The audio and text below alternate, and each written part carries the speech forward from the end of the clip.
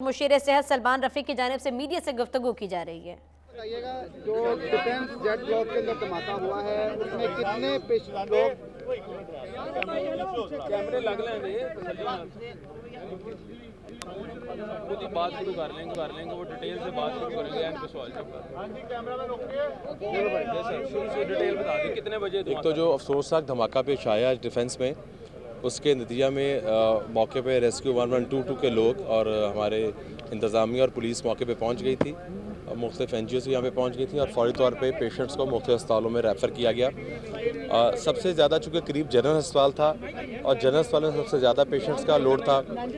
Secretary health और मैं खुद भी LGH में काफ़ी देर मौजूद रहे। प्रिंसिपल MS वहाँ के डॉक्टर नर्सिस पैरामेडिक्स ने पेशेंट्स को मैनेज किया और वहाँ पे जो रिसीव डेड थे वो पहले तो 4 थे, लेकिन थिएटर्स में भी कुछ लोग जो हैं वो फौत हुए हैं। तो 8 हलाकतें जो है ना वो इस अफसोसनाक वाक़े में हुई हैं। और उसके अलावा जो बाकी वहाँ पे क्रिटिकल पेशेंट्स हैं, 15 में से कुछ 3 अभी मज़ीद क्रिटिकल हैं जिनकी ज़िंदगी बचाने के लिए डॉक्टर्स पूरी कोशिश कर रहे हैं। उसके अलावा जो यहाँ से करीबी अस्पताल था वो नेशनल डिफेंस हॉस्पिटल था। मैं नेशनल डिफेंस अस्पताल भी होके आया हूँ। एक तो उन्होंने खून के अतिये की अपील भी की है नेशनल डिफेंस में। मैंने खुद भी खून का अतिया वहाँ पे दिया है एक पेशेंट के लिए जो फौरी तौर पे चाहिए था। वहाँ पे 13 ज़ख्मी थे, 12 ज़ख्मी वहाँ पे मौजूद हैं। 2 ज़ख्मी ऐसे हैं जिनको शायद वेंटिलेटर की ज़रूरत पड़े। एक पेशेंट चूँकि काफ़ी ज़्यादा बर्न था तो उसको रेस्क्यू 112 की एम्बुलेंस में हमने जना अस्पताल बर्न यूनिट में ट्रांसफ़र कर दिया है। वहाँ प्रोफेसर मौसम तारर और जो MS डॉक्टर सुहेल सुकलैन है वो उस पेशेंट को मैनेज कर रहे हैं। अच्छा, ये बताइएगा कि नौयत नहीं बताई जा रही है, ना इंतजामी मशीनरी यहाँ पर मौजूद है, नौयत नहीं बताई जा रही कि किस तरह का धमाका था और कैसे हुआ। एक तो जो ज़ख्म थे वहाँ पे पैलेट्स वगैरह यानी छरों के निशान तो फ़िलहाल नज़र नहीं आए किसी में। और बगौर काफ़ी देर जो डॉक्टर्स थे सेक्रेटरी नजम शाह और हम ये चीज़ बगौर वहाँ पे देखते रहे हैं। 1122 से मेरा रब्ता है आपस में। फोरेंसिक के लोग चूँकि मौके पे काम कर रहे हैं और मैं कोई गैर मुसद्दक़ा बात भी इस वक्त मुनासिब ना होगी करनी, तो फोरेंसिक जो ही वो अपना काम मुकम्मल करेंगे फोरेंसिक वाले, तो उसके बाद मीडिया को भी और फिर वो चीज़ कंफर्मेशन देंगे कि कितने टोटल जो हैं वो इंजर्ड हॉस्पिटल्स के अंदर जो है उनको तबीब इमदाद दी जाए। देखिए टोटल इंजर्ड जो हैं वो 30 से ज़ायद हैं, मगर जो इस वक्त दाखिल हैं वो 28 दाखिल हैं क्योंकि जो मामूली नोयत के थे वो ज़ाहिर मामूली मरहम पट्टी के बाद उनको फारग कर देंगे। ये लोग थे, ये क्या कर रहे थे? इतनी ज़्यादा तादाद में सुबह के टाइम लोग थे, मार्केट 12 बजे के बाद खुलती है। अभी डिटेल देखेंगे। इन्वेस्टिगेशन का इशू है हमारे लिए। तो पहला इशू था जब हमें धमाके का पता लगा तो हमें फौरी तौर पर अस्पतालों में जाना था, अस्पतालों में पेशेंट्स को मैनेज करना था।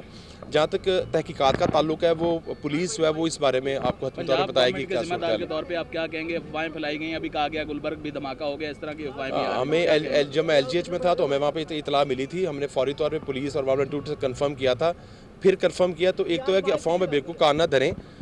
इस वाक़े के अलावा खुदा ना खास्ता फ़िलहाल कोई वाक़या जो है वो लाहौर में पेश नहीं आया। अल्लाह ताला सारी कौम को हिफ्ज़ ईमान में रखे, अपनी हिफाजत में रखे। बहरहाल ये एक ऐसा आजमाइश का वक्त है कि हम सारी कौम को एक होना चाहिए और मुत्हिद होना चाहिए।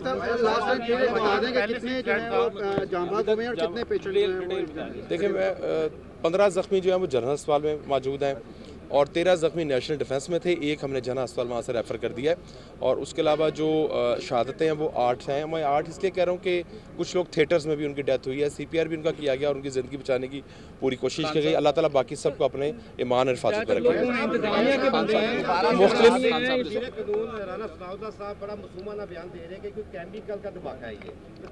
नहीं अभी बाबर भाई हतमी तौर पे मैं इसलिए नहीं कह सकता कि जो ही हमें इतला मिली थी तो मैं हॉस्पिटल्स में चला गया था और फिर मेरा रेस्क्यू वालों से रब्ता था तो उन्होंने कहा कि फोरेंसिक वाले अपना काम कर रहे हैं।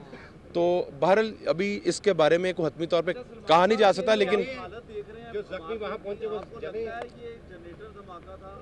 इसको देखें जो एक एनालिसिस है, बहरहाल एक धमाका तो काफ़ी ज़्यादा है। एक फर्श पूरा गिरा है, छत पूरी गिरी है, तो फोरेंसिक वाले मौके पे सैंपल्स ले रहे हैं। इंशाल्लाह उसके बाद हतमी तौर पे पता लग जाएगा। दोबारा से एक बार बता दें कितने बंदे जो हैं इस तमाम तर वाक़े में जो है हो गया।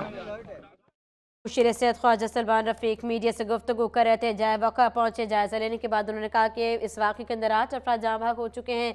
अफसोसनाक ये वाक़या था। धमाके में 3 ज़ख्मी की हालत को इस वक्त नाजुक करार दिया गया, जबकि उन्होंने ये भी कहा कि फोरेंसिक वाले काम कर रहे हैं। धमाके की नौयत का जल्द ही पता लग जाएगा। उन्होंने ये भी कहा कि इस वाक़े के अलावा फ़िलहाल कोई और वाक़या पेश नहीं आया। अफवाह है, अफवाहों पर लोग कान न धरें। उन्होंने ये भी कहा कि ये ऐसा वक्त है कि पूरी कौम को मुत्तहिद होना चाहिए। आपको बता दें कि इस वक्त वज़ीर सेहत पंजाब ख्वाजा सलमान रफ़ीक की जानिब से मीडिया से गुफ्तगू की गई। उन्होंने कहा कि अफसोसनाक वाक़या था और 8 अफराद इस वाक़े के अंदर जाँ बहक हो चुके हैं। अस्पतालों में इमरजेंसी का निफाज कर दिया गया है। ये भी उनकी जानिब से कहा गया कि खून की जो कमी थी उसे भी पूरा करने के अहकाम जारी कर दिए गए हैं। जनरल हॉस्पिटल्स में ज़्यादा लोग लाए गए, जबकि जो नेशनल हॉस्पिटल है वो प्राइवेट हॉस्पिटल है, वहाँ पर कम लोग लाए गए। 3 ज़ख्मियों की हालत को तशवीशनाक करार दिया गया है। सलमान रफ़ीक ने यह भी कहा कि फॉरेंसिक टीम इसका काम कर रही है, शवाहिद इकट्ठे हुए हैं, जब तक नौयत का मालूम नहीं हो जाता कुछ भी कहना कबल अज़ वक्त। उन्होंने ये भी कहा कि धमाके के बायस जो एक फ्लोर है वो गिर गया था और उससे भी जो ज़ख्म है उसकी जो नौयत है उसमें इजाफा हुआ।